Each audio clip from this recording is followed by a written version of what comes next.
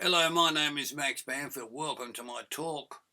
I'll tell you today about how I developed the standing computer desk, why people are trying to erase me from history and steal the ideas and parade about pretending that they did the research and inventing. Now, if you're using a standing desk, keep everything I say in mind. Between 1870 and 1970, there would have been millions of research papers written on the psychological causes of pain and fatigue. The reason was that none of these problems showed any signs of bruising or scratches on the person's body. Nothing ever showed, even when they developed x-rays, CAT scans and other diagnostic technology. So the research papers, probably more than 1 million of them, were arguing that the pains were imaginary, and they called it hypochondria.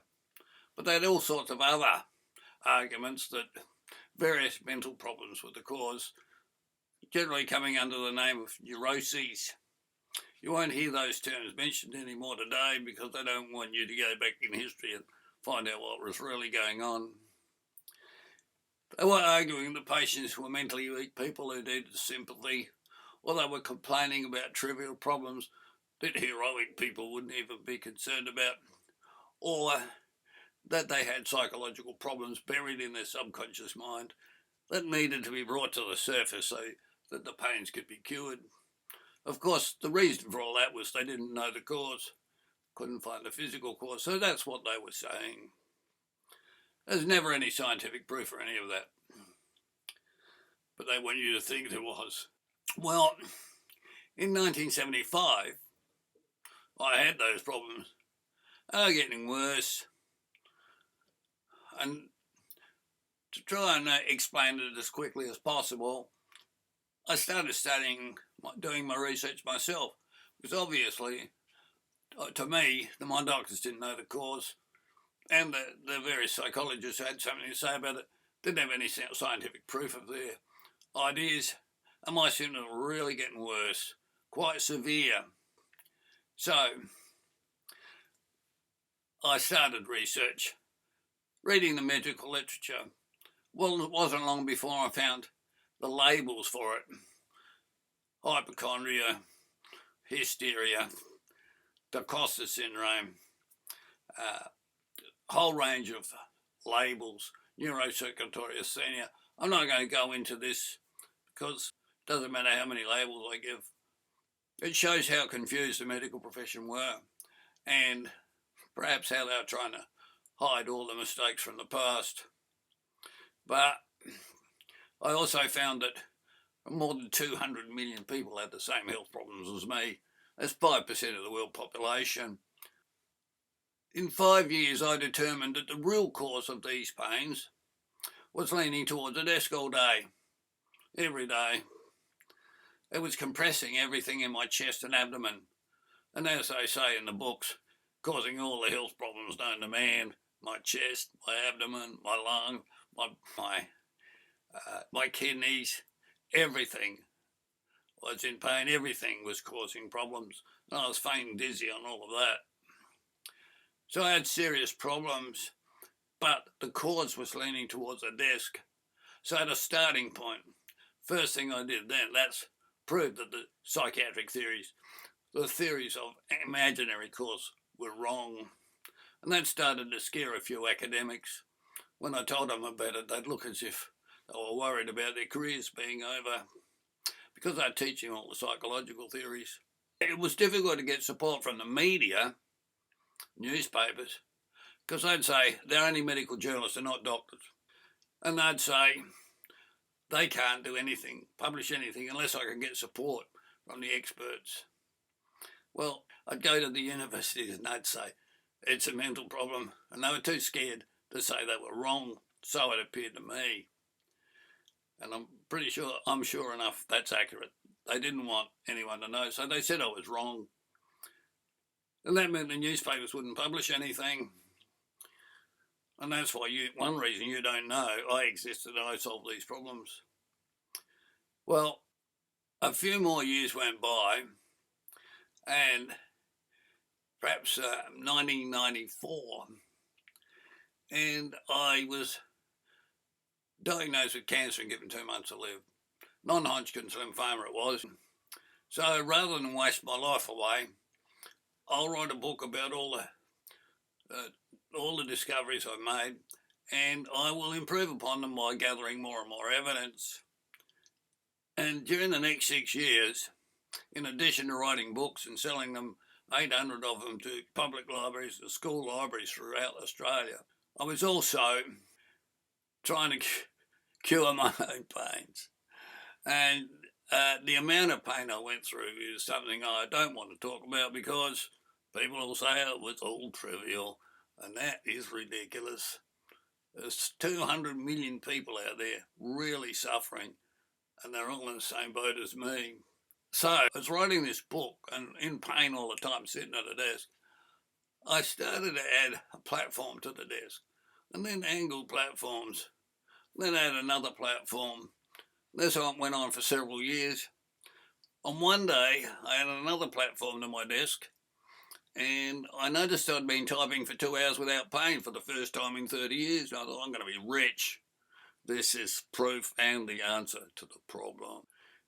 So, being in the situation I was, cancer and so forth, I couldn't afford to pay anybody to draw the diagram, so I scribbled one out myself.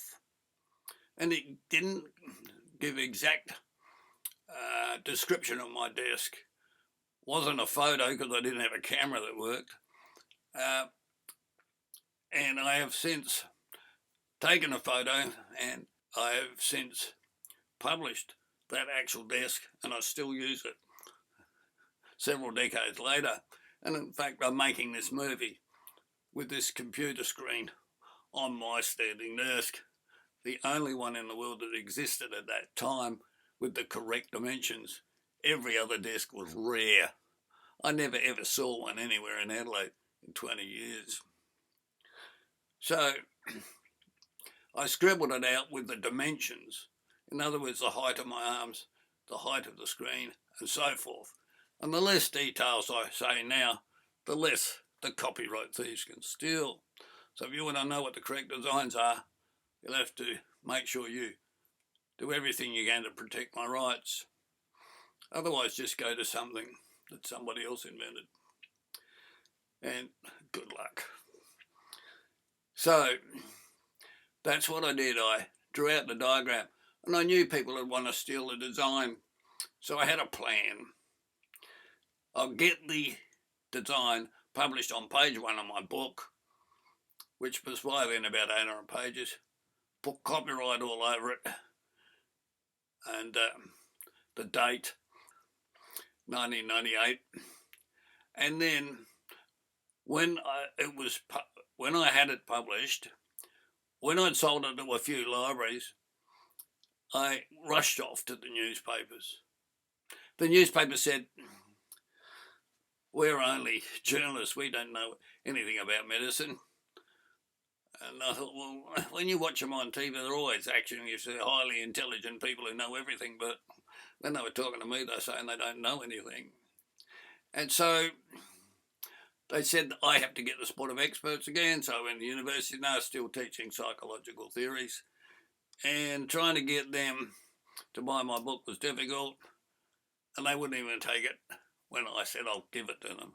They didn't want anyone in the library, in the university, knowing that I'd solved the problem when they were still teaching psychological theories on the course. So I then rushed off to the furniture companies, and to keep this brief, basically the furniture companies I come across were nice ordinary guys, and they'd say this: we're only high school dropouts, we don't know anything about medicine. They were typing with one finger, or they're paying a secretary to do the typing because they couldn't type. They're like my doctors at the time. They were still using biros on a paper pad. And they said, no, none of their customers are asked for desks, so they'll be impossible to sell. So they didn't want to take any risks with setting up their factories to make standing desks and pay me royalties for the best design in the world that'd make them millions. They didn't think it was possible. Well, as time went by, In 2010, I joined Wikipedia, and somebody told me it's a freak show of liars, cheats and thieves and juvenile delinquents. They said I could improve it, so I went in there and I wrote an essay through a correspondent, an email correspondent said my book had helped her enormously. And I said, well, are you a good writer? And she said, yes. I said, can you write a summary of my theory? I'll give you the notes. And she did. And it was published. And everyone was helping to edit it. It looked good. And then I told my correspondent, can you add to Wikipedia the fact that these symptoms were previously called hypochondria? And she did. And that created a really frenzied response with, I'm not going to describe these people, but they're obviously psychologists or psychiatrists, pretending that they're people of authority and that I'm somebody with behavioural problems, trying to create the impression that I was some kind of a fool. And they said, this is just a frenzied kook. And they were carrying on, delete, speedy delete, as if there's something I'd done urgently that I needed urgently removed. It was the posture theory. And so I got the impression that in Wikipedia there's two types of people. The people who want to control what you think and the do-gooders who want good information in Wikipedia. And these trolls who were telling everyone to delete my book were just bullying everyone else. And they're trying to bully me. The problem is they just delete everything. They didn't care about the rules. They just pretended they had a rule to remove my book. I then joined another page, the Costa syndrome, and I'm not going to go into details here, but two editors followed me around and found every page I'd published in, about 6. And they deliberately said, oh, 2 of them had already been deleted by somebody else for the same reasons. And they made sure the others were deleted. So nobody knows I've ever been in Wikipedia. And then they went around saying, have you, rule-abiding editors, noticed that every article he's written has been deleted by intelligent people? I wouldn't call the people who deleted my books intelligent. Try the other end of the intellectual scale. They were the most ridiculous people I ever come across. And 2 editors spent a year. This is what they do. I'd publish something highly reliable from top quality references, and one would say, oh, I found that Posture Writer, which was my name then, has published another piece of information which is rubbish. And then the next editor would come along and say, oh, I've been away from Wikipedia for a couple of days. I agree with you, that's rubbish. We should set up a committee of 6 people and decide whether to delete it or not. And then other editor would pretend that they hadn't been watching me like a hawk for 6 months and say, oh, look, I'll do you other guys a favour. I'll delete it now and save you all the trouble. Now, this type of Tommy rot went on for about a year. And then they bribed another editor, not the brightest candle in the dungeon, sort of a guy who had the manners of an ill-bred pig, into banning me using the ignore all rules policy. Look that up in Wikipedia. It's called WPIAR, ignore all rules policy. And 3 months later, after they'd banned me, one of them secretly gave him a Barnstar, the Outlaw Halo Award, for using the ignore all rules policy. I don't want to go into any more comments, but there are people who control public knowledge. And millions of honest, ordinary do-gooders who don't know they're being pushed around. And whenever they're pushed around, they're afraid of being thrown out of Wikipedia or blocked by these trolls. So they just cave in. They took the side of the trolls. I'll move on a few years. I had some essays published in the British Medical Journal, the online version, and I solved a few more problems and proved beyond a shadow of doubt that all the symptoms, previously called hypochondria, were real. And lots of things happened after that. I'd go to the newspapers and I'd say, I've just solved these problems. The British Medical Journal called me the world expert on the topic. Do you want to write an article about it? I didn't have to go to universities to find experts. I was the expert. British Medical Journal, one of the top 4 medical journals in the world. And they basically said, don't call us, we'll call you. The newspapers. They've been stringing me along for 40 years saying if I can get expert support, they'd publish about it. Now they're saying, don't call us, we'll call you. I thought that's the end of me trusting the ruddy media. All the news teams in television now, like, never again will I trust them. They were not going to tell the public what I'd done. So then I noticed, I rang up the libraries, and I went to the library and found out my books had been deleted from local libraries. How are people going to know I invented this desk? And then I went to the state library and said, did you know that I've published about 30 books, about 11 on this posture theory? And the reception said, I'll have a look. And she looked through it and said, no, there's no books in our library. And I thought, something rotten going on around here. Because you see, when you publish a book in South Australia, you've got to put a number on it. It's called an ISBN number. And you've got to send a free copy to the state library, the state parliamentary library, and the National Library in Canberra. I had to do that every edition, and I published 11 editions. And other books, they said, no, there's none in the library. I thought somebody is controlling the library records to hide the fact that I exist and my book exists. I thought, what a bunch of weasels out there. So I then made inquiries, and there were only one book, one of my books, left in all over Australia. And I thought the government or somebody has told the librarians to remove the books.